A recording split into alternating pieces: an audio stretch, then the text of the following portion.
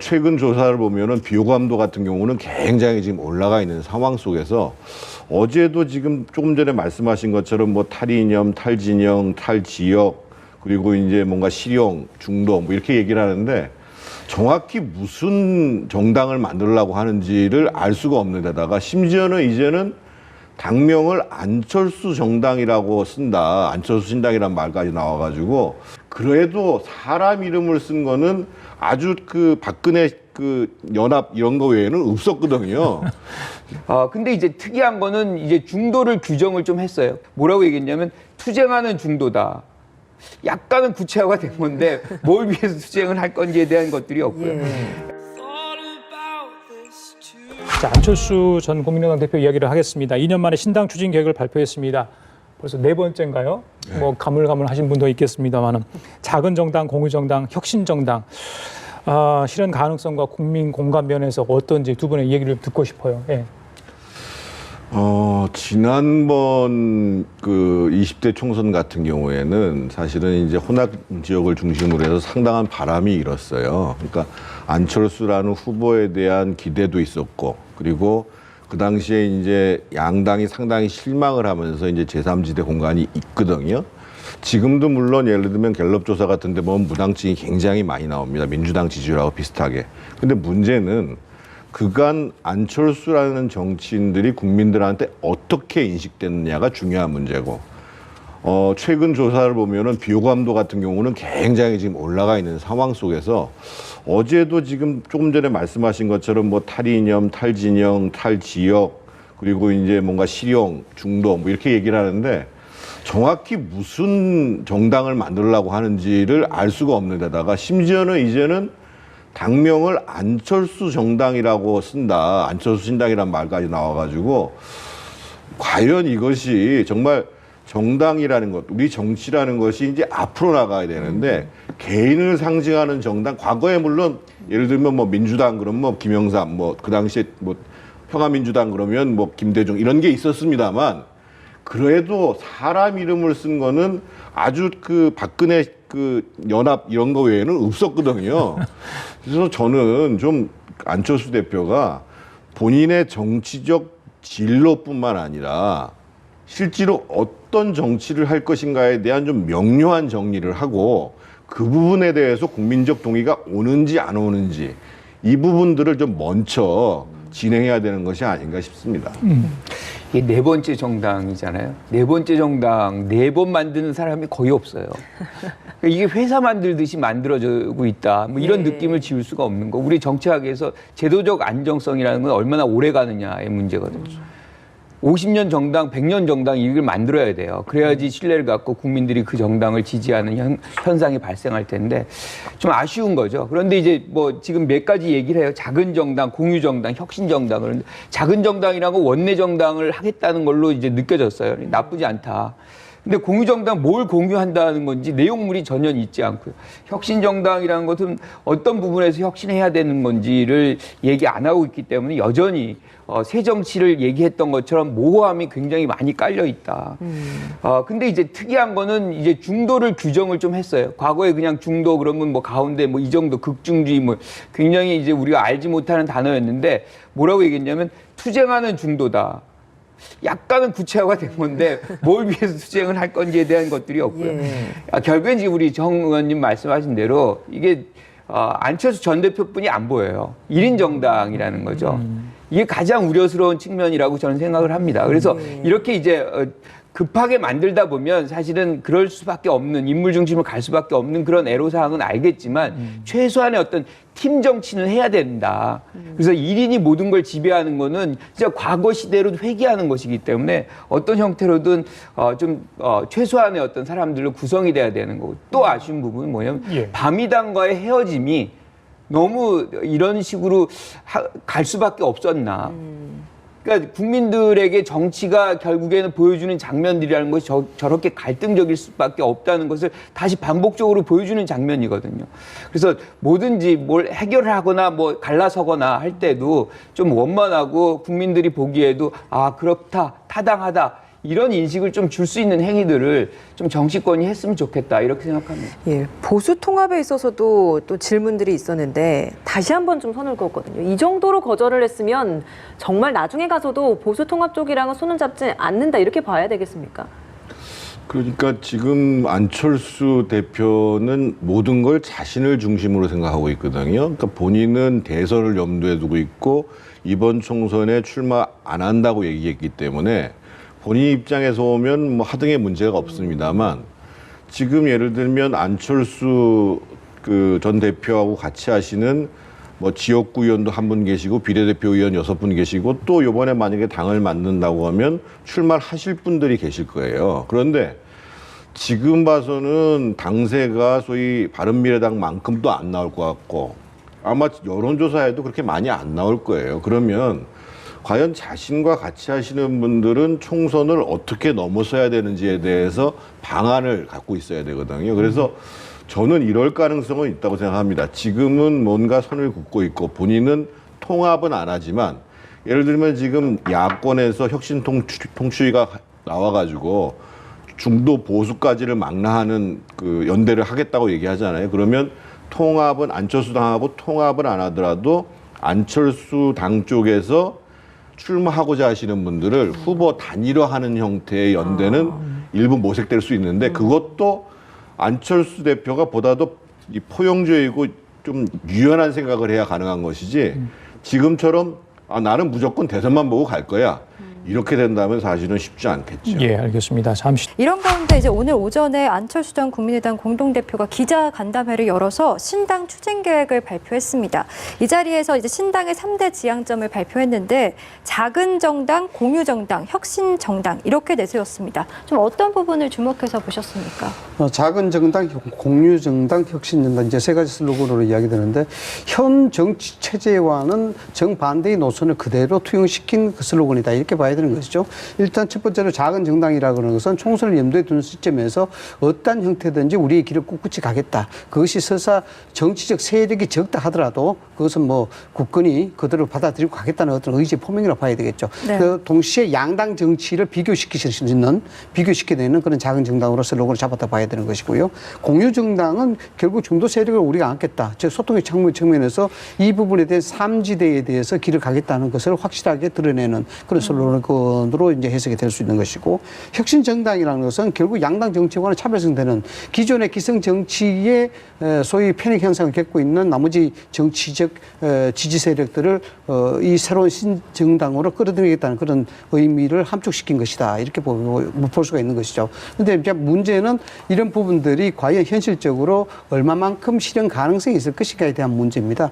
실질적으로 뭐 안철수 전 대표가 귀국하면서 속도보다는 방향이 문제다라고 이야기를 하는 그런 것으로 봐서는 어떤 경우라도 이번 총선을 보는 것이 아니고 대권까지 길 틈으로 보겠다라는 그런 의지가 좀 충분히 나타난 걸로 봐야 되는데 현실 정치에 우리나라가 뭐 정치 역사가 5, 60년, 70년 가까이 되고 있습니다만 양당 정치에 있어서 아직까지 이데올로기가 산재되어 있는 상황에서 과연 현실 정치에서 중도 실용 정치를 이끌어 나갈 수 있는 그런 리더십이라든가 또 그러한 어떤 조직적인 세력을 만들 수 있는 현재의 현실 체제가 되겠느냐 이런 부분들은 아직까지 좀 지켜봐야 될 부분으로 봅니다. 네, 실현 가능성 이제 말씀을 하셨는데 안 전 대표가 창당 이번이 4번째입니까? 네 번째죠. 그렇다 네. 보니까 좀 참신함도 떨어지는 건 아니냐, 창당 효과가 클 것이냐 이 부분에 대한 얘기도 적지 않은 것 같습니다.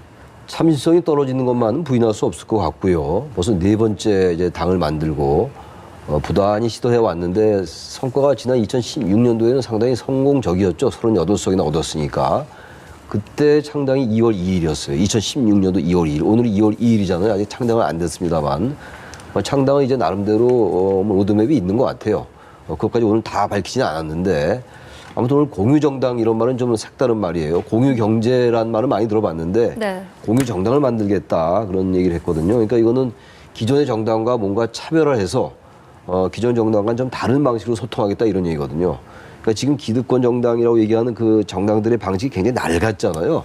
당원들 위주로 합니다만 사실 주위에 보면 당원이 많지 않은데 뭐 당원들은 있다고 얘기하고 그러다 보니까 이런 정치 패러다임을 좀 바꾸겠다는 거거든요. 앞서 말씀하신 것처럼 지나치게 이제 정치가 양극화되어 있는 건 뭐 다 아는 얘기고 뭔가 지금 중간지대의 유권자들이 늘어나는 것만 분명해 보여요.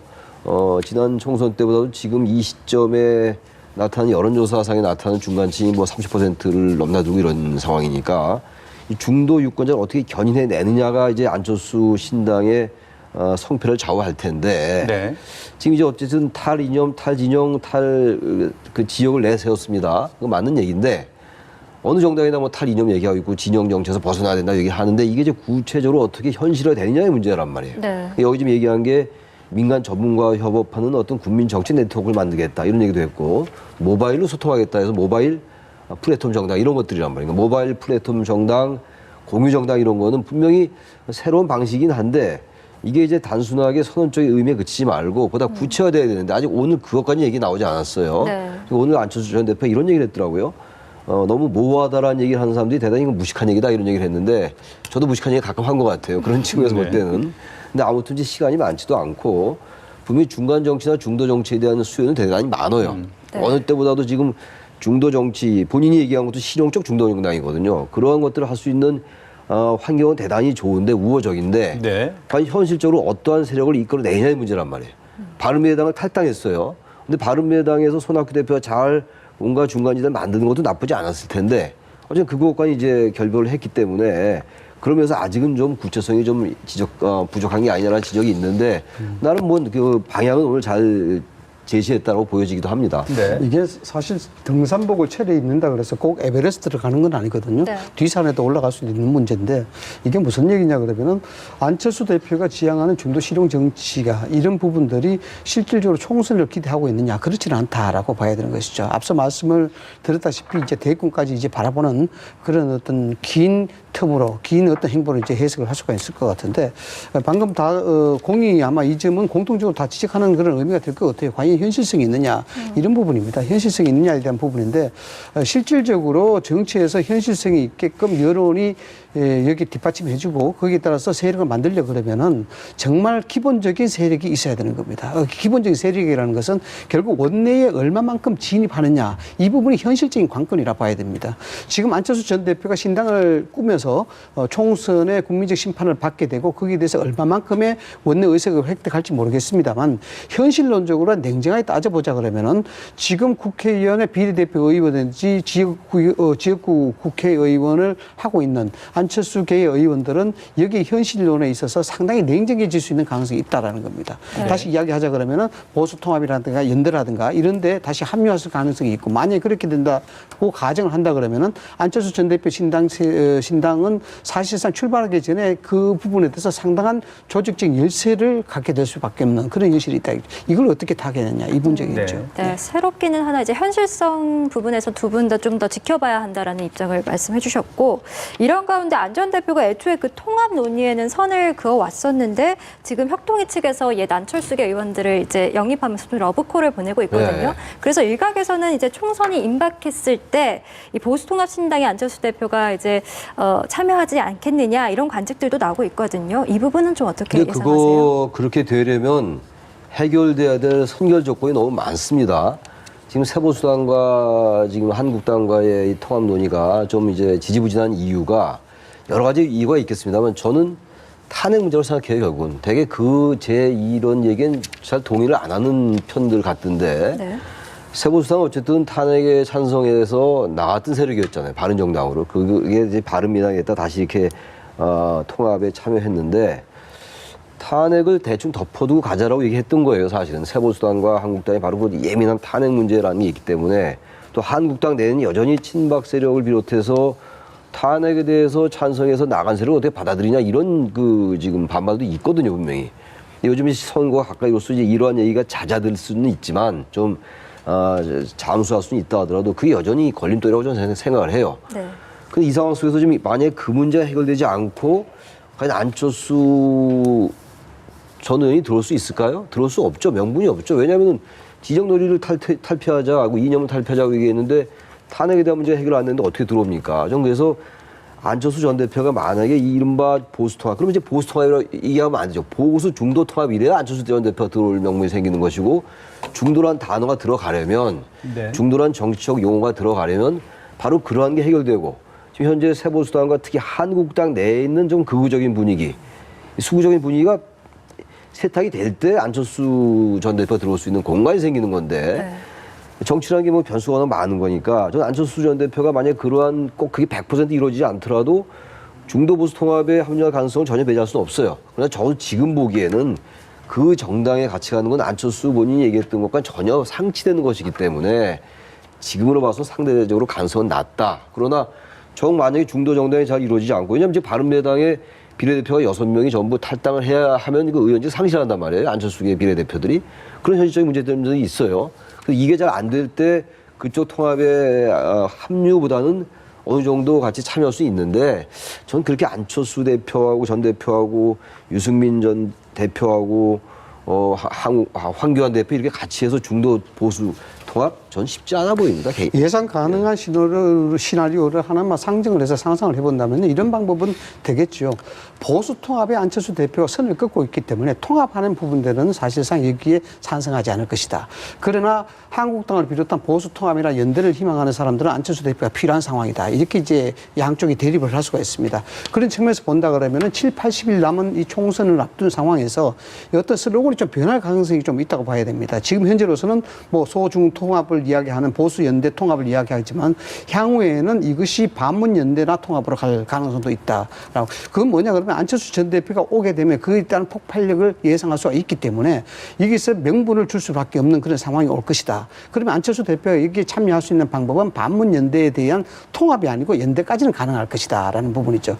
연대가 되게 되면은 안철수 전 대표 쪽에 서 있는 정치인들이 현실적으로 잔인해지지 않을 수가 있다는 겁니다. 이 잔인해진다는 말은 안철수 대표가 이상적인 어떤 논리를 가지고 여기에 중도 실용 정당을 큰 틈으로 긴 틈으로 가겠다고 하지만은 여기 있는 사람들은 사실상 국회의원 배지를 달아야 되는 사람인데 그렇게 되면 여기 현실을 안 좋으니까 고대의 길을 걷겠느냐라는 부분이죠. 그렇게 되면은 자칫하면은 세력이 이탈돼서 보수 통합이나 연대 쪽으로 움직여 버리게 되면은 안철수 전 대표는 굉장히 고립하게 됩니다.